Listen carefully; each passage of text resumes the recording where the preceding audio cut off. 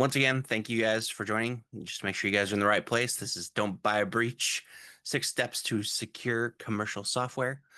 We'd love to start out with a poll. I know that there's a few of you guys in here. We would love to get your take on, you know, does your organization analyze third-party commercial software for security risks and threats before procurement or deployment? Basically, the answers are always, sometimes, never, I don't know. Obviously, we would love to get your guys' take on this. This is very important to us, and we'll share the results here in just a brief, and also get those CPE credits, guys. Yeah, if you're like me and always looking for extra CPE credits towards the last quarter of the year, make sure you engage in the polls because that's a prerequisite.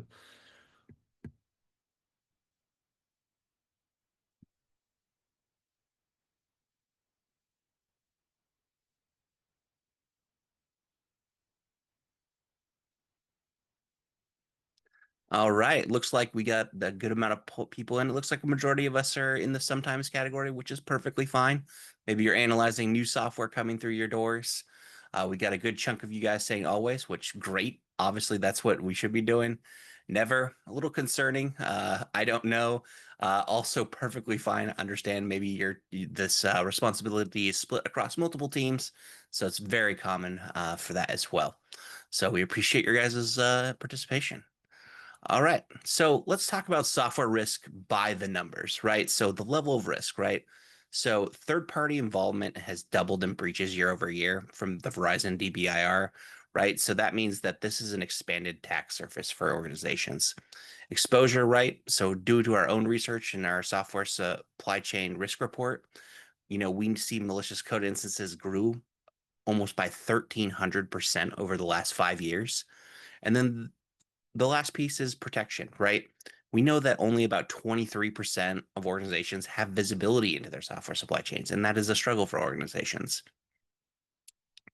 And as we said, it's not uncommon, right? And they're not attacking these small kind of one-off companies.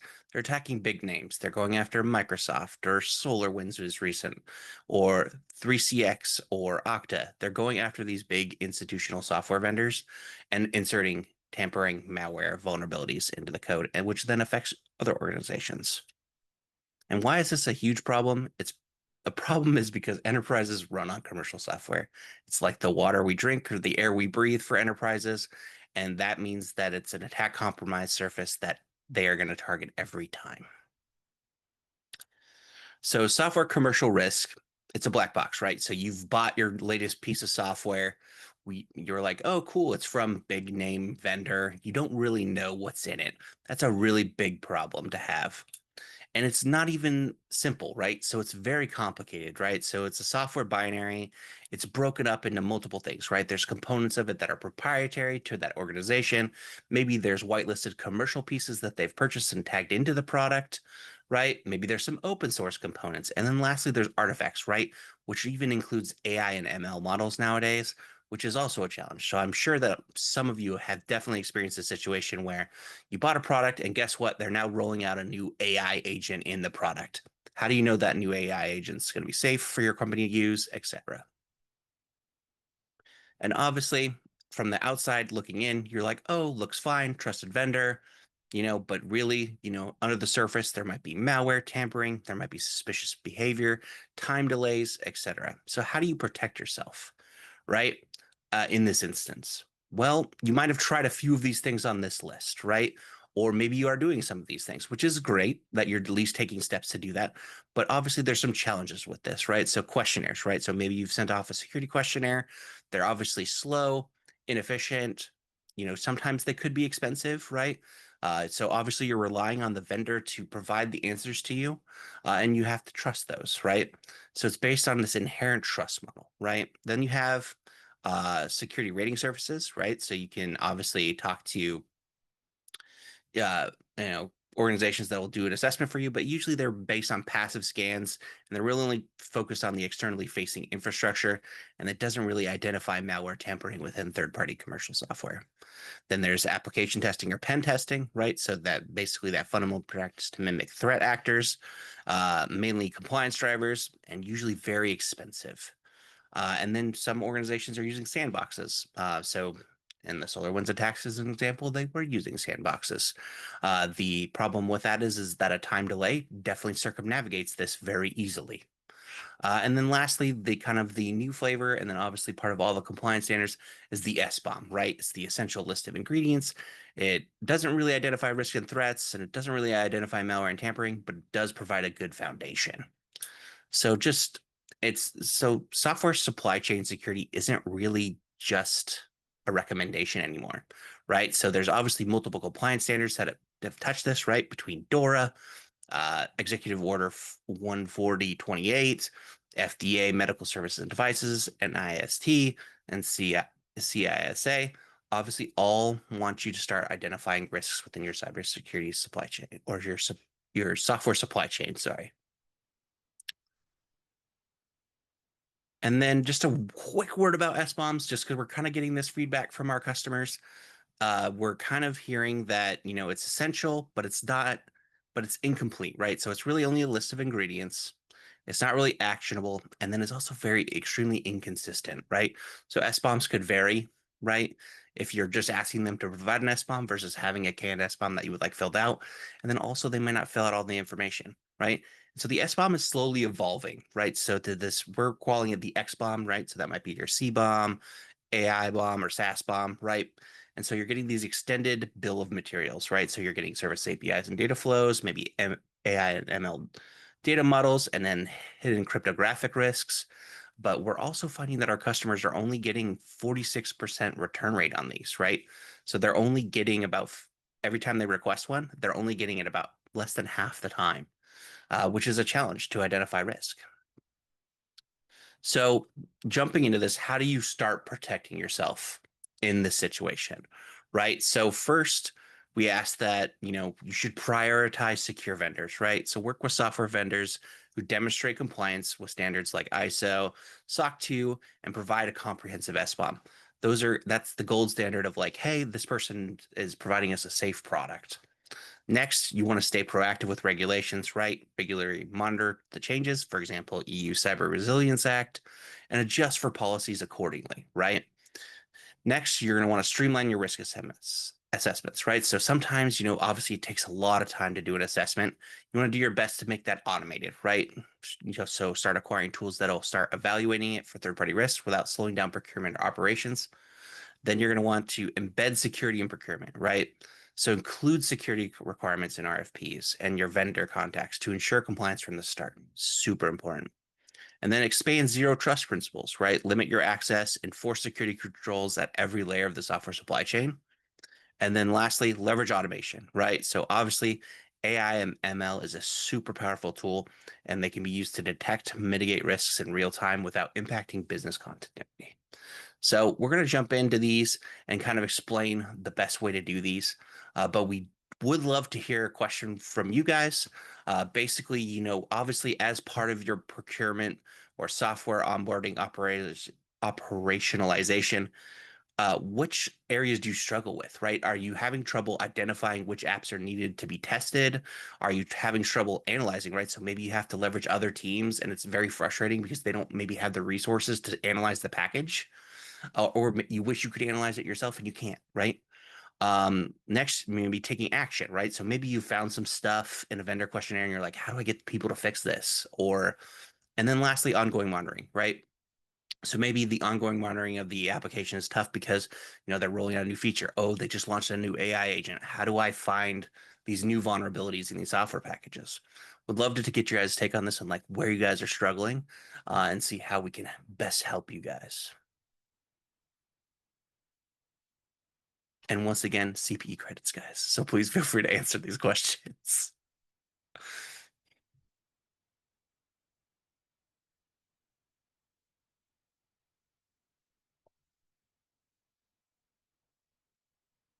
All right, looks like we got about 23 answers in so far. I know there's 53 of you guys in here. I know you guys might be drinking coffee, eating breakfast. Would love to get your take on this poll. See if we can get all of you, maybe 100% participation. That'd be great.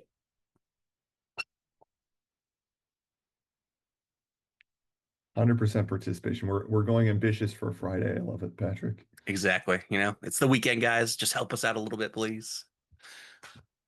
Then you can enjoy your weekend, have margaritas, etc.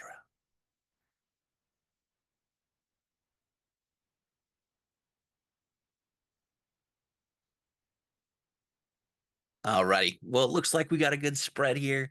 It looks like the ongoing monitoring seems to be the top vote, which totally understandable, right? So new application version monitoring is very challenging. And then also when new threats are found in the market, super important to go kind of back to your backlog and be like, hey, where are these threats, right? And looks like the second most response analyzing the applications. Totally agree. Some of you guys might not be on the AppSec team. You guys might be on the risk team and you don't have the capabilities to do that, right? Or you have to depend on another team to do that for you. And maybe they have a huge backlog. So then you're getting pressures from like, hey, when can we roll out this new tool? And then you kind of have to bounce it around, right? So totally get that as well. Identifying which applications need to be tested and obviously taking action are also big challenges for folks too. We appreciate your guys' participation. This is super insightful for us. And we'll kind of jump in and it's like how we can help you guys with each of these. I So was I'll gonna, pass it off to Charlie. yeah, I was going to highlight Marty's comment in the chat as well. All these options are serious struggles. Certainly resonate with that. Some of the most basic capabilities, like even figuring out what to test first, is difficult. If you don't have some sort of inherent risk uh, mechanism internally to tell you which applications you need to focus on based on business impact, financial impact, whatever it may be. So thanks for sharing that, Marty. I appreciate Yes, it. thank you. Okay, awesome. If we go to the next All slide. right. So obviously, we're going to kind of talk about what's the secret to making this easy, right? And we're going to tell you it's binary analysis. It's a new critical control, provides primary control for identifying malware tampering, and analyzes applications or VM or container in minutes. No source code is required. Delivers complete SBOM and XBOM bill of materials. And then reports can be shared internally or with software vendors. And then also you can archive those reports for compliance. So I'll pass it off to Charlie and he'll walk you through. Awesome. Thanks for the great overview, Patrick. Now that we have the context to kind of the thematic risk of the software supply chain and a glimpse into this new approach of binary analysis, as Patrick said, as a primary control for kind of safely consuming commercial third-party software, I wanted to spend some time covering probably one of the most frequent questions I get, which is how do I take a technology like binary analysis that is new to my business and how do I operationalize it? In other words, how do I integrate this technology into my existing business processes to ensure that I'm actually deriving value? So what I want to walk you through today is how to establish this kind of end-to-end program to evaluate third-party commercial software on a continuous basis, one that leverages binary analysis as a core technology to power that program in four simple, sequential, and repeatable steps that you can see on the screen now. And we'll go through each of these in a lot more detail later on, but at sort of a 1,000-foot view, we first have, starting from the left, identify. So that starts with understanding what software is the business already using and what new software do we have coming down the pipeline through procurement channels. If we stay on the first slide, Patrick, I'll just Nope. go through all of them first and I'll dig into them. Now, traditional to or similar to a traditional third-party risk program, which many of you may be familiar with, you can't test and oversee your entire software estate at once. It would be far too overwhelming to manage. So the first step is all about understanding what software do we have and do we consume and prioritizing which applications to test first. The second step here in this operational guide is analyze. So the goal here is to move away from individual and organizational assurances to technical assurances. In other words, we're no longer relying on questionnaires for attestations, right? These methods of vendor oversight that rely on the vendor telling you how secure they are. Instead, we're analyzing the actual product in its fully compiled binary form. That means in the exact state that you would download it directly off a vendor website for use. And so in this stage, we're taking that product and deconstructing it, inventorying all the parts that make up that commercial package that you're consuming and evaluating whether any of those parts pose a risk or threat to your business. That takes us to the next stage, which is action. So taking action based on what we find during analysis. So answering basic questions like, is it okay for a business to use this software? Or are the risks and threats that we identify during that analysis, do those sit outside of our risk appetite? And does action need to be taken on them to treat that risk in some way before we deploy it and put it in the hands of our business? And then finally, monitor. Once that software is in production, how do we then continuously monitor it for any risks that may emerge post deployment? Either in existing products and dependencies that may be embedded within that product or new versions of that product that may naturally arise over time due to hot fixes, patches, feature releases, essentially any future change that occurs to that product. So now that we have this kind of high level understanding, let's dive a bit deeper into each phase. So we'll start with identify if you go to the next slide. Now, there's two approaches that people tend to adopt when rolling out binary analysis technology. The first is let's start by testing existing software, which we have on the left here. In other words, software that's already in use by the business.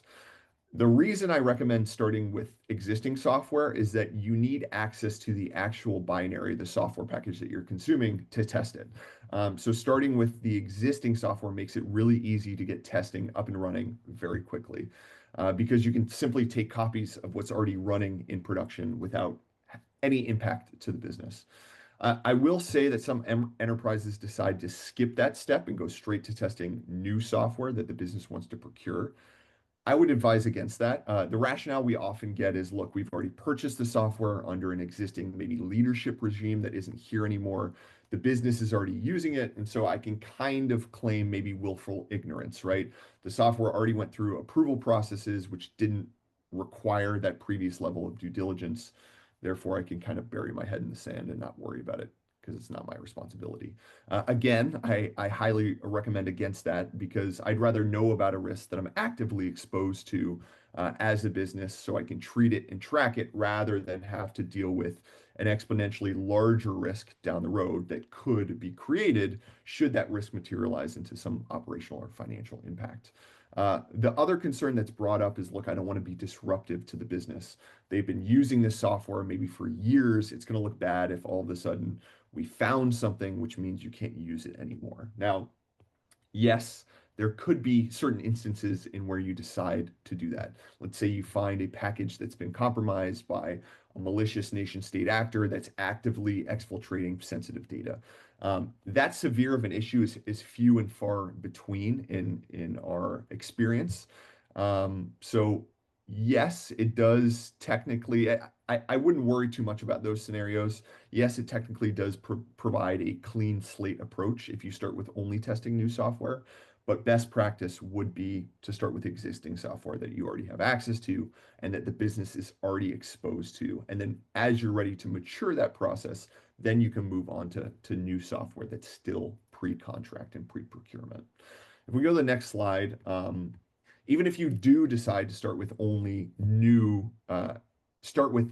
only existing software, you're not going to be able to test everything from day one. And that's because for a large Fortune 100 enterprise, as Patrick mentioned, a lot of the customers we support, you may be using tens of thousands of software package versions across your entire estate.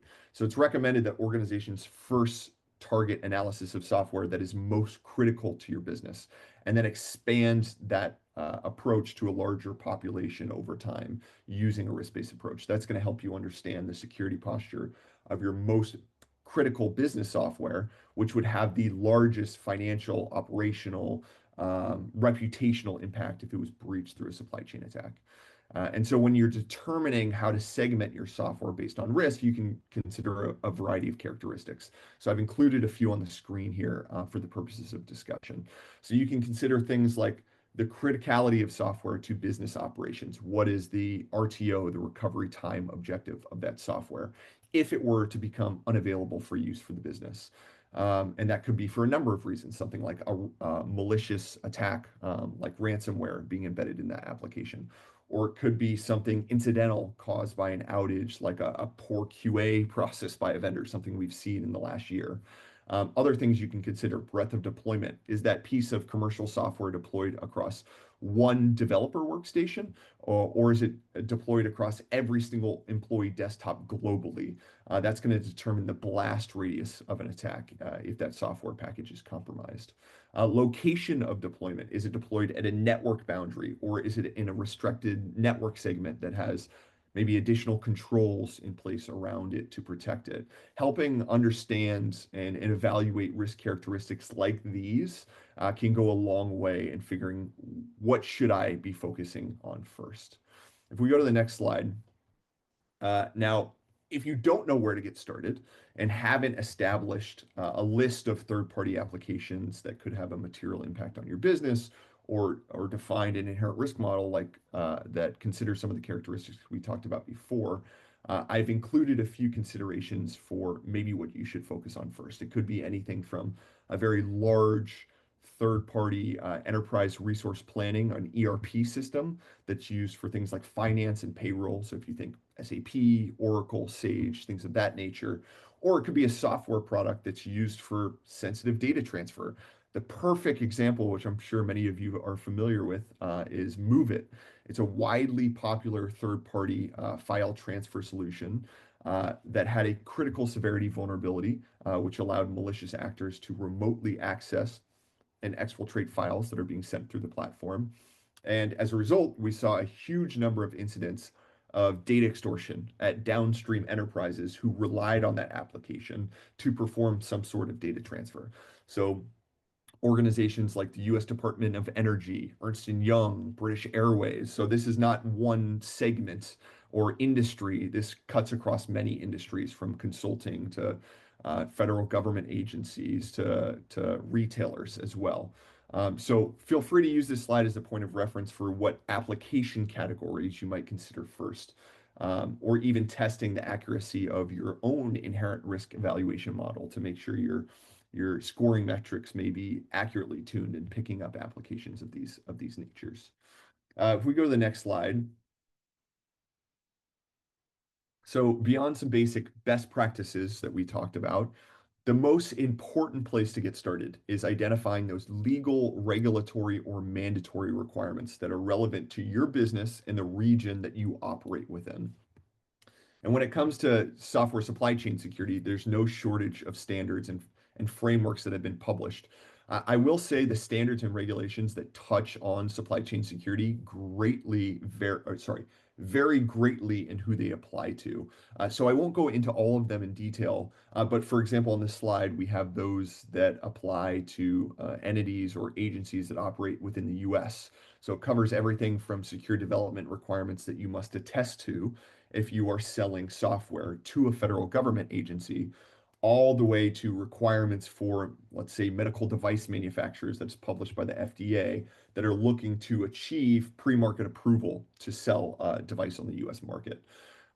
If we go to the next slide, we also have regulations in Europe, a wide range of them, starting with things like the CRA, the Cyber Resilience Act on the left. That's very narrowly focused on software manufacturers who are publishing software onto the open European market to a downstream consumer. We also have things like on the right, DORA, the Digital Operational Resilience Act. That's targeted entirely at financial service institutions.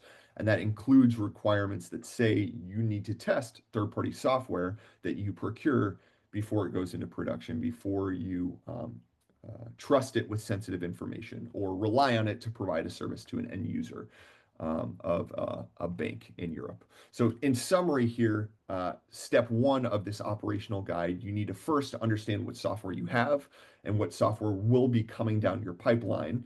Once you have a proper inventory and understanding of software you rely on to operate your business, consider which of these packages are most critical to your business and most critical to your operations to focus on, and then make sure you have a firm grasp on these legal, regulatory, and mandatory requirements that you need to abide by to make sure that you're compliant for the regions that you operate in. That's going to take us to stage two, if we go to the next slide, which is analyze. And this is probably the most straightforward step. Patrick already spent some time on this and the categories that we're looking at. So I won't linger here for too long, but the goal here is once you understand what to test, make sure that you perform a comprehensive analysis on that software, which considers the entire breadth of attack techniques that are actually being leveraged to compromise software vendors in the supply chain. One of the biggest issues that I see in people struggling in this domain is that they try to solve the software supply chain security issue with a very single dimensional approach.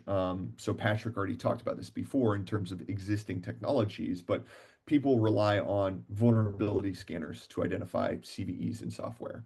Maybe they rely on AV or anti-malware tools to detect malicious code in software, or they rely on an SCA tool, software composition analysis tool, to understand the composition and generate an SBOM, or they rely on a sandbox to detonate software once it's procured.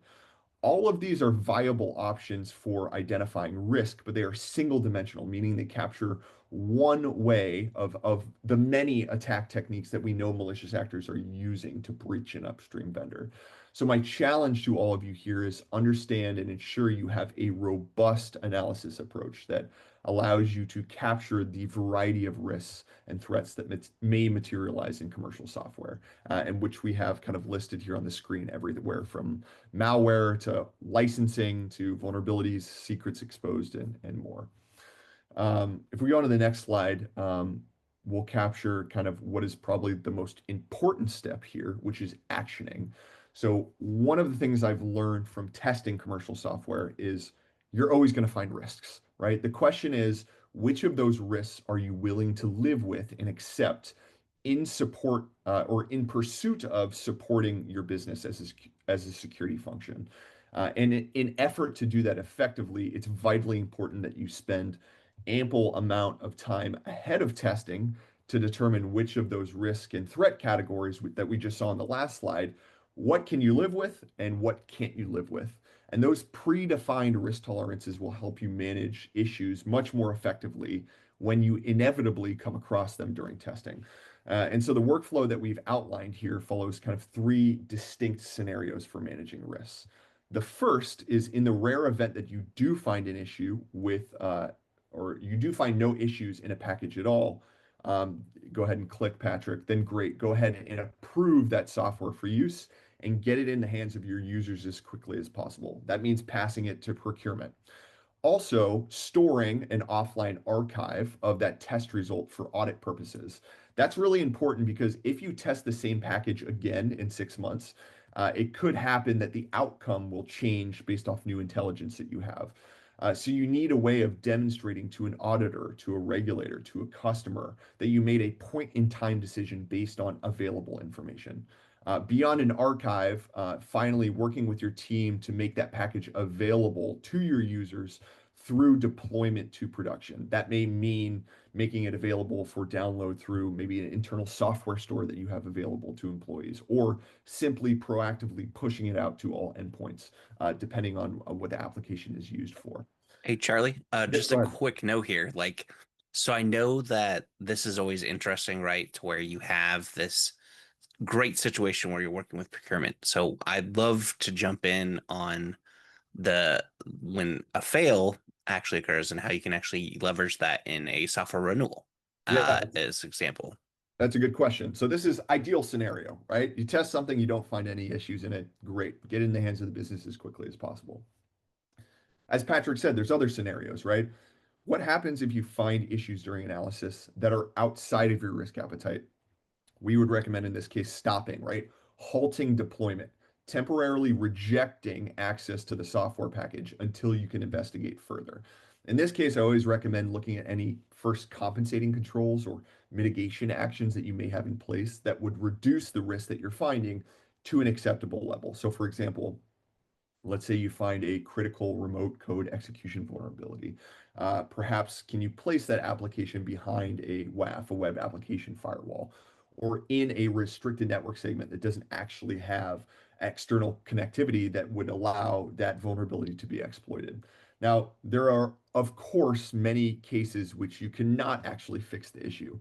Let's say you do find malicious code in an application, or you do find something like a plain text credential that only a developer can actually address because they left it behind in a text file.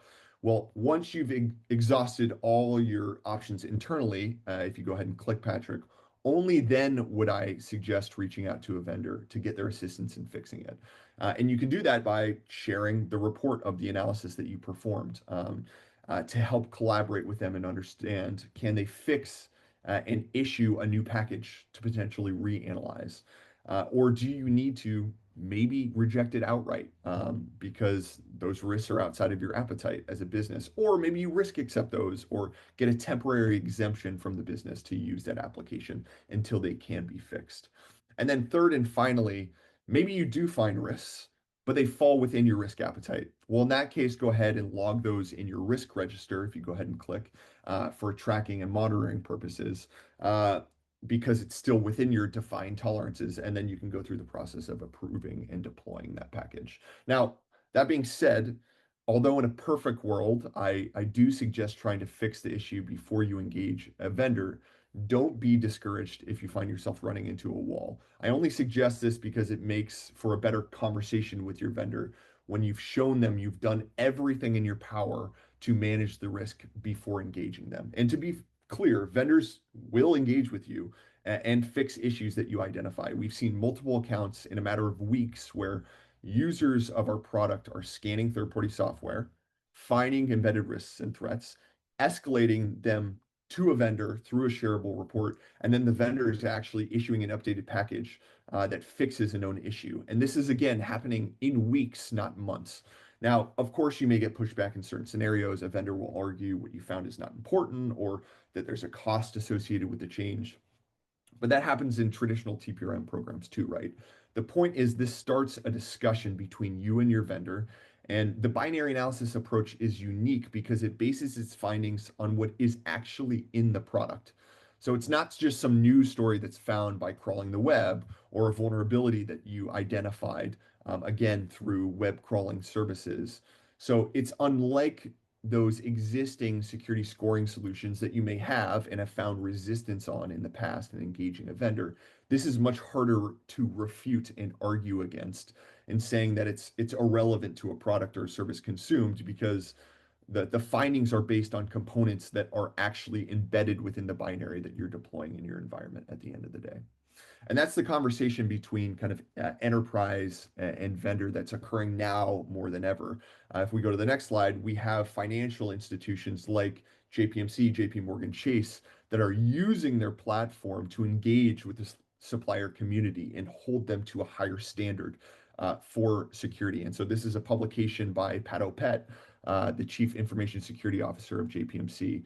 It's a great example of secure by demand materializing in the industry. If you're not familiar with the term secure by demand, it was coined by CISA about a year ago now, and it represents this kind of increasing customer demand for transparency into the makeup and security of products and services that they actually procure and rely on to run their businesses. So a big thank you to Pat and his leadership for continuing to drive this conversation and demand better vendor security practices in the market.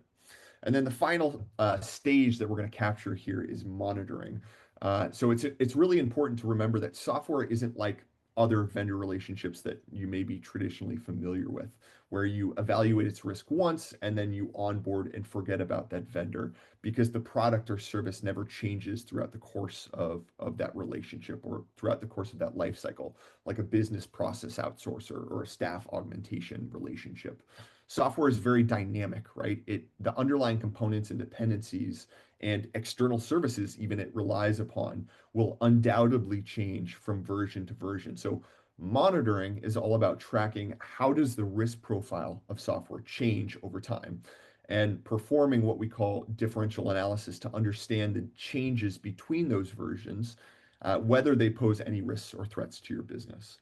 And if we go to the next slide, beyond just changes to new versions, you may also become aware of new emerging threats and risks associated with existing components. So Log4j is the perfect example of this, right? At one point in time, Log4j was a perfectly legitimate component that was widely used across the software development industry. It wasn't until we became aware of the CVE associated with Log4Shell that it was identified and we learned that a number of versions of Log4j were susceptible to this remote code execution vulnerability. So it's also important to continuously monitor existing software that's already been deployed throughout its entire life cycle of use for exposures that you once weren't privy to. And then the last slide I wanted to capture was kind of wrap up with a summary of everything we talked about today. First and foremost, third-party breaches continue to be on the rise. You heard that from Patrick at the beginning as he kind of walked through a variety of publications like the Verizon Data Breach Report. It's not only an issue now, it's only going to get worse in the future. The second point here is that the inherent trust model that we used to rely on for vendor management and oversight is largely insufficient, right?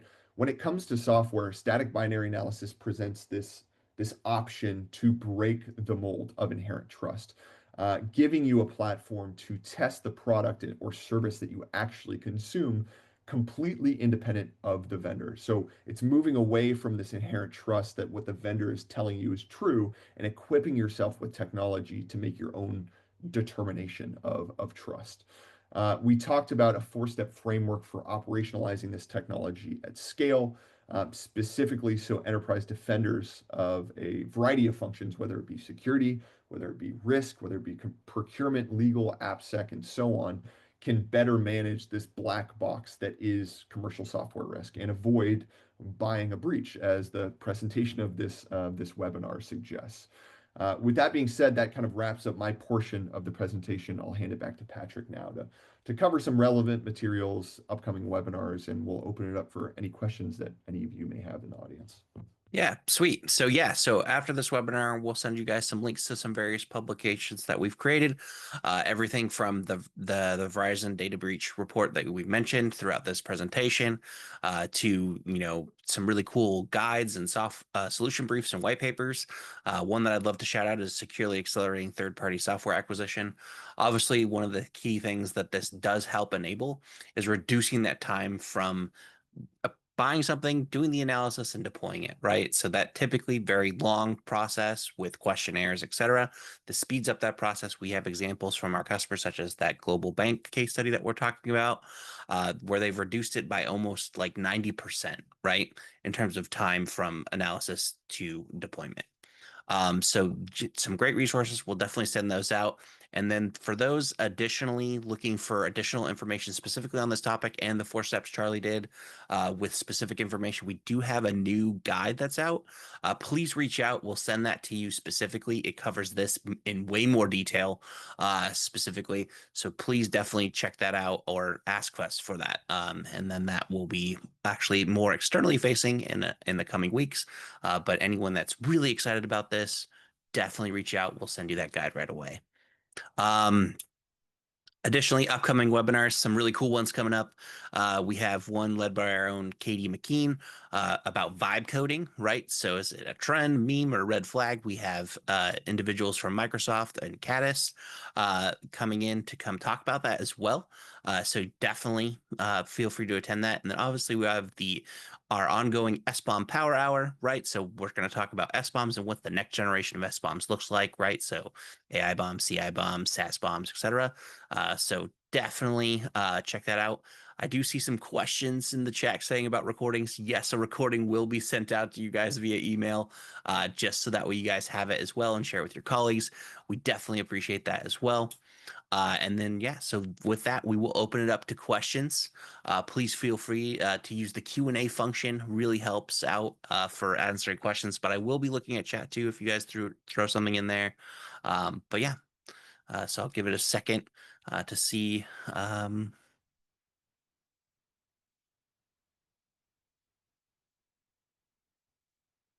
All right, looks like we got one in. It says, is there an authoritative source of information that provides analysis of SBOM for various software? If everyone does it, it seems like a lot of duplication. It's a good question. Not what I've seen before, especially in terms of commercial software. There's definitely concerns about privacy, specifically in higher security environments where people actually don't want to know what types of software or don't want people to know what types of software that they're leveraging in case there is a critical severity vulnerability or a piece of malware that is widely known in a piece of commercial software. It kind of gives an avenue to understand what how you're exposed and how you may take advantage of the business.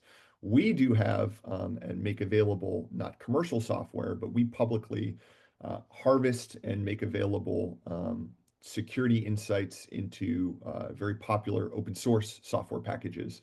So we have a free community offering called secure.software. That is the URL that you can go to.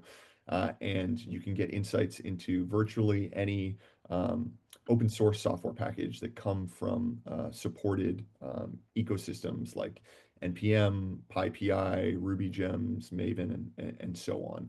So I would encourage anyone that is looking into exploring the capability of securing your open source ecosystem and the reliance you have on open source software to visit our website, secure.software, as that provides a lot of very helpful information. It is all completely free. But to All answer your question, I've not seen one for commercial software packages. all right, looks like we got another one. It says binary analysis will work on COTS commercial solutions, but will it work on SaaS commercial solution where the supplier might not be okay to provide the packages? Very good question. No, obviously, I talked about it before at the beginning. You need to have access to the binary to test it. Now, one of the things I talked about is collaboration, working with your vendor to ensure that you're getting the necessary insights that you need to make a risk-based decision. Now, we do have a number of software vendors that we work with that use our technology to scan their software before they provide it to the open market, whether it be in COTS form, where it's a binary that they're shipping to a customer that the customer could eventually test themselves, or it's a SaaS related service, right? In a SaaS service, yes, the customer doesn't have access to it, but the developer will have access to the containers which make up that service.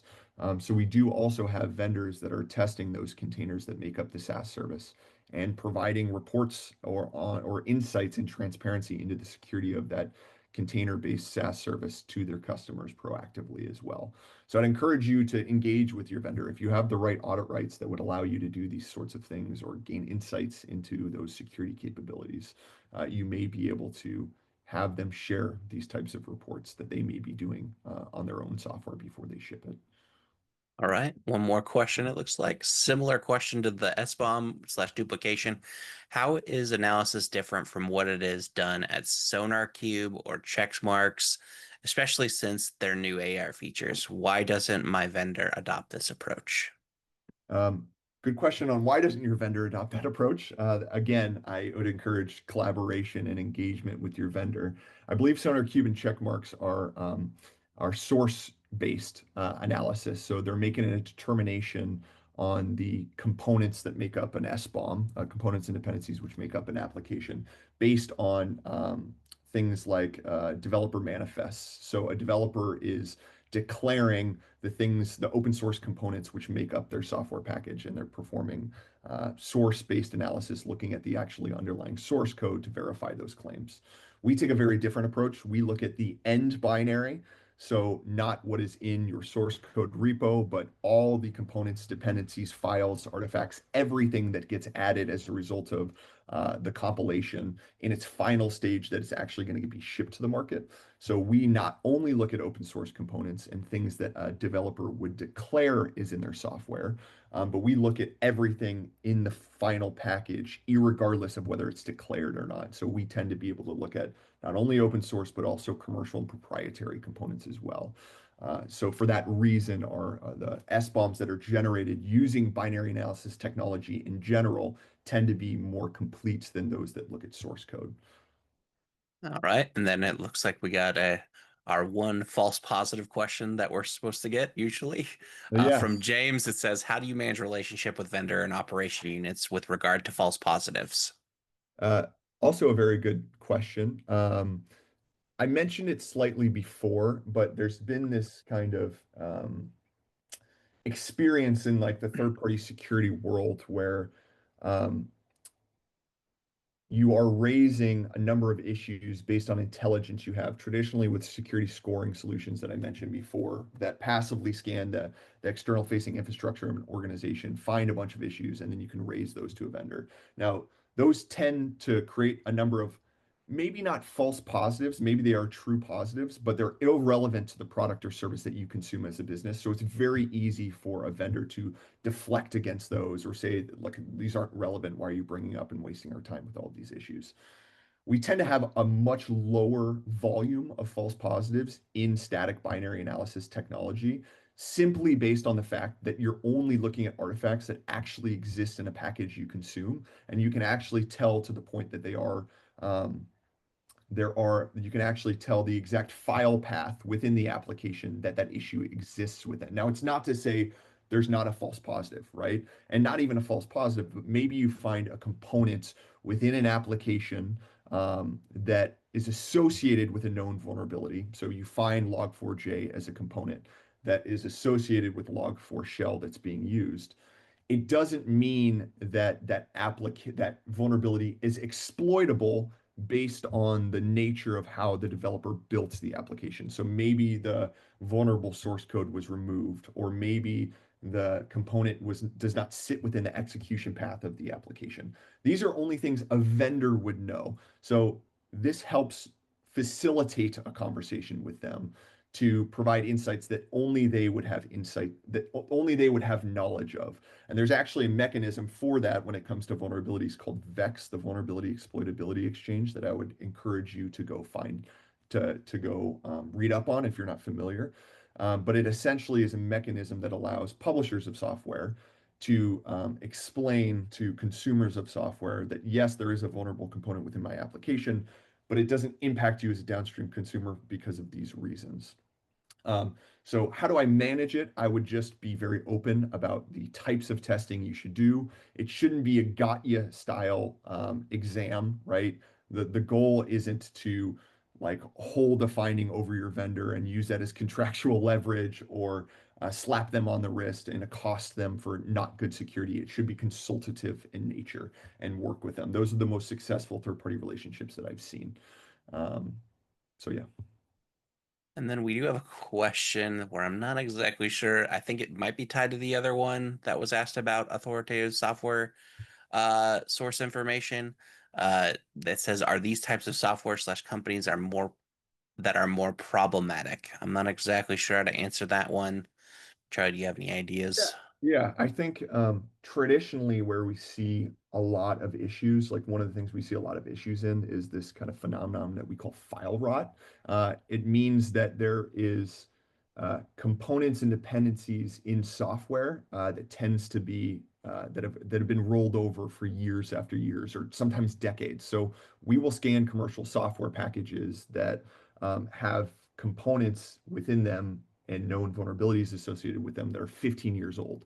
So I will say there are the software that we find that is most problematic relates to like legacy software that organizations or enterprises still rely on and have relied on for 15 years that they haven't pivoted away from. So that is one area of commercial software that we see being severely problematic in that it's just a piece of legacy software that you rely on to run your business and there's no alternative to run it. So you keep buying and updating it. Or maybe it's reached end of life. And so there's no more commercial support for it anymore. All right. And then we have a zero trust question, right? So what of the zero trust framework does this method uniquely apply to? I.e., does this solution attain compliance or anti-counterfeit risk requirements? Um, it's a good question. I think more generally, the concept of zero trust here is applying more conceptually, like don't trust anything before you verify it. And so when we talk about binary analysis as a preventative control, you should always test any software package, whether it's a newly procured binary or it's an update to an existing binary. We talked about patch, hotfix, feature release, testing it, making sure that it hasn't been, that the security of that software hasn't deteriorated since the last release, and making sure you actually trust that before you deploy it. In terms of anti-counterfeit risk requirements, surely one of the capabilities that we look for is tampering. So is there any evidence of digital signature manipulation after the vendor has signed that package? Has it been manipulated in any way in that that may have malicious intent? So surely it can help address certain counterfeit requirements in some capacity. But from a zero trust standpoint, it's more conceptually. Uh, Verify then trust rather than this inherent trust that model that we've seen where you trust then verify retroactively. Okay. And then we got another one. How is binary analysis different than what is already being done?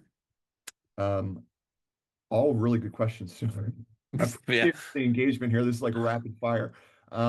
We talked about a little bit before when I was talking about some of the other solutions that people had mentioned, and checkmarks and SonarQube and other things like that. I think the traditional approach to um, application security has always been shift left, right? Uh, Identify security issues as early on in the development process as possible so that you can fix them before you publish that application. So that traditionally lends itself to source code analysis. Binary analysis is looking at software in its final state, right, before it gets published. And so they're almost complementary to one another. Yes, there's benefits of source code analysis. You can find issues directly within the source itself and you can fix it very quickly. Binary analysis, though, gives you assurance and confidence as a publisher or as a buyer. So it actually helps two different individual stakeholders gain confidence that the software that you are publishing to the market and discharging your liability that you know it's safe and hasn't been tampered with before you uh, deploy it on the open market. That helps address regulations like the Cyber Resilience Act, but also before you buy it and deploy it in your environment in its final state, that it is safe and hasn't been tampered with. Source code analysis does not allow you to do that because as an enterprise buyer, you will never have access to the source code. That is protected through contractual rights by the publisher. So your options are very limited on the buyer side, if that makes sense. All right. We're getting a lot of rapid fire questions now. I love it. I love the engagement. From a security perspective alone, will a pen test and Veracode scan, assuming supplier provided us with the package, suffice the requirement, or binary analysis will add further value to security? Good question. So it depends what Veracode product you're using. They have a wide range of products, so I don't want to comment specifically on other vendor types. Pen testing alone. So if we look at a variety of things, pen testing alone, pen test can be scoped in any way. So it depends on what your outcome is or what your desire is from a pen test. Pen tests are very effective, right? Because you can target a specific attack technique that you know a malicious actor may be targeting, but they're very low, very slow, and very time intensive. So if you think about a business coming to you saying, "I need this application to to improve a service that we're bringing to market or support some existing business process, and I need it in a week," you can't turn around a pen test in a week. That's very difficult to do, and it's going to be very costly to do. Source code analysis, if that is what you're relying on or referring to from a Veracode perspective here, again, as a software buyer, you're not going to have access to the source code that is protected through intellectual property rights. So binary analysis does provide a very quick capability to determine whether that software package uh, is secure in terms or in alignment with your own internal risk appetite. There's a variety of ways that binaries can be assessed as well. We perform static analysis, which tends to be very fast because we are not detonating the package in any way or performing runtime analysis of it. So depending on the size of the package, it can be done in minutes or hours compared to days or weeks for either a dynamic analysis platform like a sandbox or a pen test, for example. So it tends to be a lot cheaper and a lot faster to coming to a conclusion of can we trust this software or not. And that helps with, I've been involved in a number of third-party risk programs prior to ReversingLabs. I worked at PwC, and one of the key critical success factors or success criteria that is measured in third-party security programs is speed to service or assessment turnaround time, right? How quickly can I perform due diligence over this third-party product or service and get it in the hands of my business? So being able to perform analysis at speed is very important in modern enterprises. So I said binary analysis is complementary to these other capabilities that you might provide. And I wouldn't recommend like, let's throw pen testing as a strategy completely out because it is helpful in certain scenarios. But if you're looking for increasing speed to service, binary analysis is a very good option. Okay. So we've got a few questions around pricing. Mhm. I do get that's exciting. I'm excited to see people asking about that, and whether they purchased through their MSSP. We'll get you guys in contact with some sales folks for sure. I do see a question around onboarding, like so if they did kind of come and look at Spectra Assure, what the onboarding processes look like. Substantial onboarding required. I know that Charlie, you can attest, like I think we've seen customers spin it up in a very short period of time. I'm pretty sure you have some good examples of how quickly people can spin it up and run their first scan. Yep. There's also a question. I know costs. We only have a few minutes left, so we can always handle those offline. There's a really good question from from one of the anonymous attendees that asked, like, have you seen ways to leverage departmental budgets successfully? Absolutely. We talked about the breadth of risks and threats that may exist in a commercial software package that we see malicious actors targeting and taking advantage of. And that's one of the reasons why we try to capture such a broad spectrum of risks in our analysis. So everything from license compliance to secret leakage to vulnerability detection to malware detection to tampering. And a lot of those risk categories or characteristics can often be handled by different functions within your business. So a lot of people will rely on their legal or compliance team to review licenses that are identified in a third-party product. Some people will have a vulnerability management team responsible for looking at vulns that are identified. Some people will have their own SOC analysts or malware analysts and threat hunting teams that will look at malicious detections. And so because there are different capabilities that own different risks that are identified in commercial software, that's one way of successfully leveraging multiple budgets to share this. Ultimately, we see this responsibility being owned by the CISO. So they traditionally handle budgeting, but it can be shared across functions if you have collaboration across those. Cool. And then I think we'll end here on James' question as the last question. We appreciate, and if you guys have additional questions, please reach out. We will happily answer them after this webinar. But James asks, why do you love this product and what gets you the most excited? Why do I love this product? Because there are very few products on the market that allow you to test a very large commercial software package. So we support a lot of existing security tools out there will only scan software packages up to a couple hundred megabytes in size. That doesn't help for commercial software packages that are traditionally bloated because of the machine learning models that are embedded within under the hood and just natural feature creep that grows these packages over time. We support scanning of up to 50 gigabytes in size, so very large commercial software packages.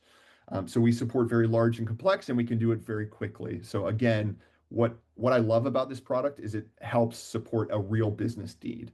We have these large commercial software products that our business wants to procure very quickly.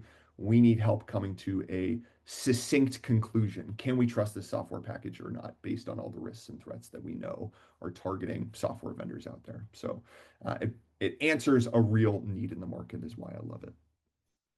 Awesome. All righty. Well, we appreciate everyone coming on, attending, asking a lot of great questions, and then also participating in the polls to get those CPE credits. So we're hopefully you guys can leverage that as well.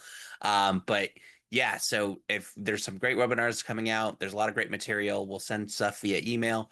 But yeah, look forward to speaking with you guys hopefully maybe soon in a call, maybe with me and Charlie at some point as well. So just reach out. Happy to answer any questions. But with that, we'll have a good rest of your Friday and a great weekend. And hopefully you guys, we'll see you guys again soon. Thanks, everyone.